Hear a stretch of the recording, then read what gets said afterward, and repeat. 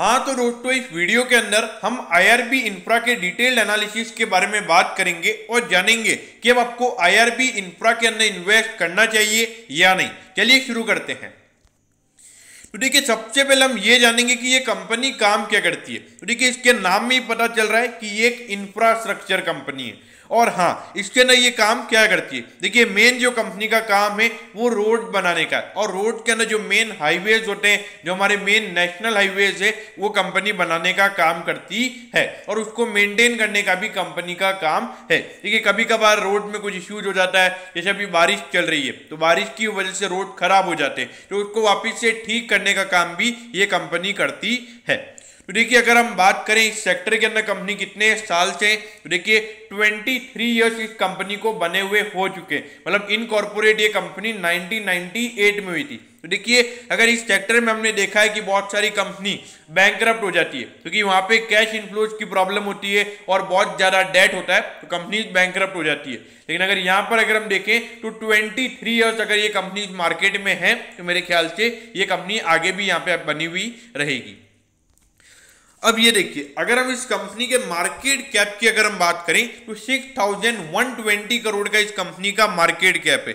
अगर आप देखोगे इंडस्ट्री के कंपैरिजन में आपको सस्ते वैल्यूएशन पे मिल रहा है। और अगर हम प्राइस टू बुक रेशियो की अगर हम बात करें तो इस कंपनी की प्राइस जो बुक वैल्यू है वो है 196, और अभी स्टॉक अराउंड 174 के लगभग ट्रेड हो रहा है। यानी कि इसकी जो बुक वैल्यू है उससे भी ये आपको 20 रुपीज डिस्काउंट पे मिल रहा है। अब ये आपको डिस्काउंट पे क्यों मिल रहा है, इसके बारे में भी हम बात करेंगे। तो मैं ऐसा नहीं बोलूंगा कि ये जो कंपनी का प्राइस टू बुक रेशियो है तो उसके मुकाबले ये शेयर अभी आपको अंडर वैल्यूएशन पर मिल रहा है। उसके पीछे कुछ लॉजिक है, उसके बारे में भी हम इस वीडियो में बात करने वाले हैं।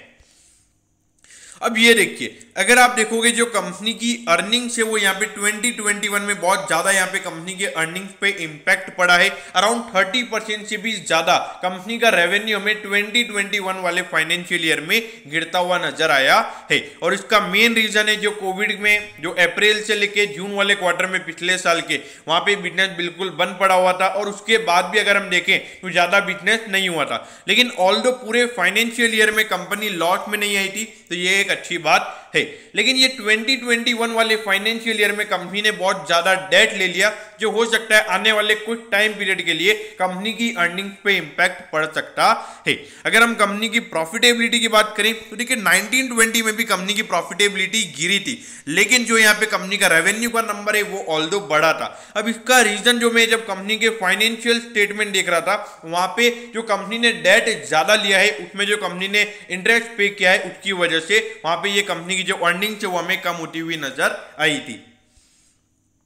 अब ये देखिए, अगर हम यहाँ पे कंपनी के शेयर होल्डिंग पैटर्न की अगर हम बात करें तो कंपनी के प्रमोटर्स की यहाँ पे 58% की होल्डिंग्स है। तो देखिए, अधिकतर इंफ्रास्ट्रक्चर कंपनीज के अंदर हम प्रमोटर्स की होल्डिंग 50% से कम देखते हैं। लेकिन अगर ये होल्डिंग इतनी है तो मेरे ख्याल से कंपनी आने वाले लॉन्ग टाइम पीरियड में कुछ अच्छी यहाँ पे कोई नेगेटिव इश्यूज जैसे इंफ्रा कंपनीज पे होते हैं वो मुझे यहाँ पे होते हुए नजर नहीं आते। और उसके अलावा फॉरेन इन्वेस्टर्स की बात करें तो उनका भी यहाँ पे 14% का स्टेक है। यहाँ पर अगर आप देखोगे 14% के शेयर जो शेयर्स हैं यहाँ पे मार्केट में, जो उसमें से 14% यहाँ पे फॉरेन इन्वेस्टर्स के पास है।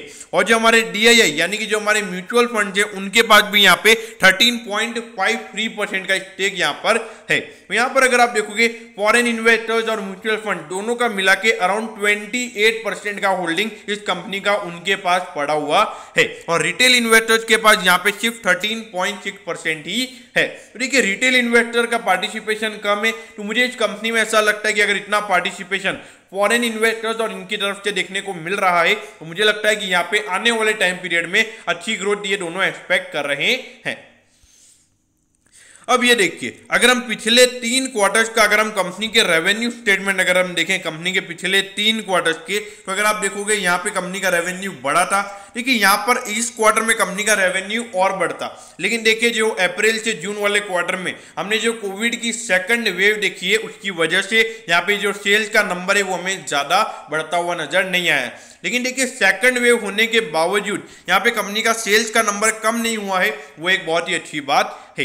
लेकिन एक चीज अगर आप कंपनी के रेवेन्यू स्टेटमेंट में देखोगे तो 467 करोड़ का यहाँ पे इंटरेस्ट पेमेंट है। तो यहाँ पे बहुत ही ज्यादा लोन यहाँ पे कंपनी ने लिया हुआ है, वो एक इश्यू मुझे यहाँ पे कंपनी के अंदर नजर आता है। और इसी की वजह से जो कंपनी की प्रॉफिटेबिलिटी है वो हमें कम होती हुई नजर आई है। बाकी अगर आप देखोगे पहले 126 करोड़ का था और अभी 105 करोड़ का हुआ है, तो अराउंड 21 करोड़ से यहाँ पे कंपनी की प्रॉफिटेबिलिटी कम हुई है, जिसमें जस्ट 16 करोड़ का कंपनी का इंटरेस्ट पेमेंट बढ़ा है। तो मेन रीजन आपको यहाँ पे ये नजर आता है।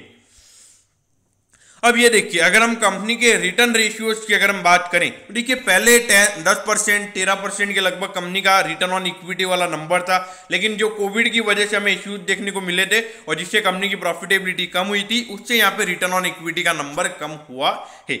अगर हम रिटर्न ऑन कैपिटल एम्प्लॉयड की बात करें तो ये नंबर हमें 5.89% होता हुआ नजर आया है। तो देखिए ये नंबर फिर भी ठीक है, मुझे लगता है कि जो कोविड की वजह से इश्यूज थे उसकी वजह से ये नंबर गिरा है। अब जो नॉर्मल मतलब जब ये नॉर्मल पीरियड चल रहा है तो यहाँ पे नॉर्मल पीरियड में मुझे लगता है कि कंपनी का जो रिटर्न ऑन इक्विटी है वो फिर से 10% के लगभग आता हुआ नजर आएगा और रिटर्न ऑन कैपिटल एम्प्लॉयड हमें 12-13% के लगभग जाता हुआ नजर आ सकता है।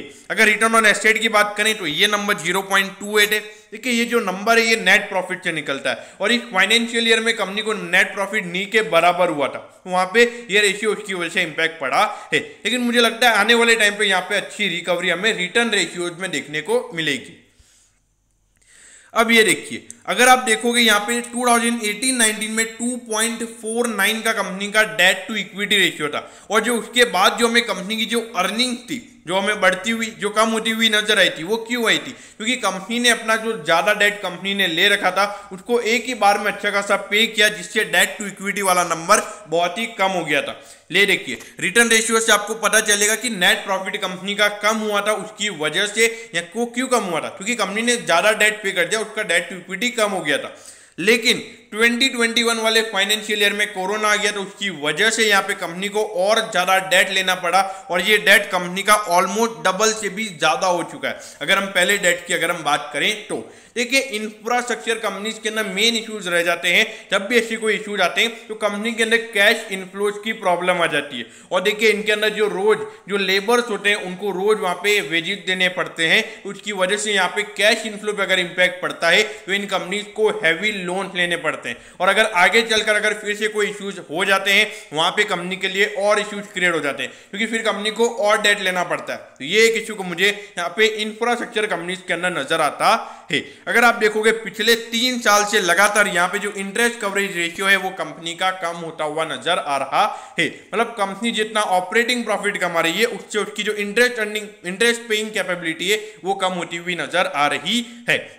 अभी कंपनी को जितना इंटरेस्ट पे करना है उसका 1.25 टाइम्स की कंपनी ऑपरेटिंग प्रॉफिट कमा रही है। तो अगर आगे चलकर कोई इश्यूज रहता है तो कंपनी के लिए इश्यूज क्रिएट हो सकते हैं। लेकिन देखिए अभी एक नॉर्मल पीरियड चल रहा है। पिछले साल अगर हम बात करें कंपनी की अर्निंग बहुत कम हुई थी, अभी एक नॉर्मल पीरियड चल रहा है, तो मुझे लगता है आने वाले टाइम पे ये इंटरेस्ट कवरेज रेशियो का नंबर हमें 3 या 4 के लगभग जाता हुआ नजर आएगा। अब ये देखिए 174 पे ये स्टॉक अभी ट्रेड हो रहा है। अगर आप देखोगे 286 का इसका ऑल टाइम हाई है, तो अराउंड 112 ये स्टॉक अभी आपको नीचे मिल रहा है। अगर हम ऑल टाइम हाई से बात करें तो इन परसेंटेज वाइज अराउंड 35% ये स्टॉक आपको अपने ऑल टाइम हाई से डिस्काउंट पे मिल रहा है। देखिए अगर हम बात करें एक इंफ्रास्ट्रक्चर कंपनीज के अंदर जो मेन इश्यू जो मुझे नजर आता है वो एक कैश इनफ्लोज का। अगर कैश इनफ्लोज पे कोई भी इश्यूज यहाँ पे होते हैं तो वहां पे कोई इश्यूज क्रिएट हो सकते हैं। तो यहाँ पर इन्वेस्ट करना चाहिए या नहीं? देखिए अगर आप एक एग्रेसिव इन्वेस्टर है या मॉडरेट काइंड ऑफ इन्वेस्टर है तो ही आपने यहाँ इन्वेस्ट करना चाहिए, ऐसा मेरा मानना है। क्योंकि अगर यहाँ पर अगर आने वाले टाइम पे कैश इनफ्लोज पे अगर कोई प्रॉब्लम नहीं होती है तो मुझे लगता है यहाँ पे कंपनी अच्छे से मैनेज करेगी और ऐसा लगता है कि आने वाले टाइम में खास करके ये जो फाइनेंशियल ईयर है अप्रैल से लेके जो मार्च एंडिंग मार्च 2022 तक, वहां पे कंपनी पूरे फाइनेंशियल ईयर में लगभग 500 करोड़ का प्रॉफिट कमा सकती है।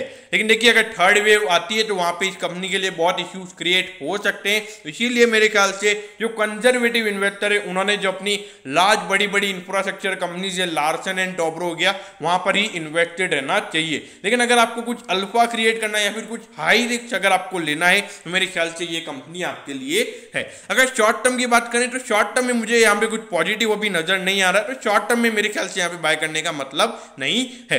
दोस्तों मैं होप करता हूँ कि आपको IRB इंफ्रा के डिटेल्ड एनालिसिस के बारे में सब कुछ पता चल गया होगा। अगर आपकी कोई भी क्वेरीज है तो आप कमेंट कीजिए, मैं जरूर आपके कमेंट पर रिप्लाई करूंगा। ओके दोस्तों, thank you, have a nice day.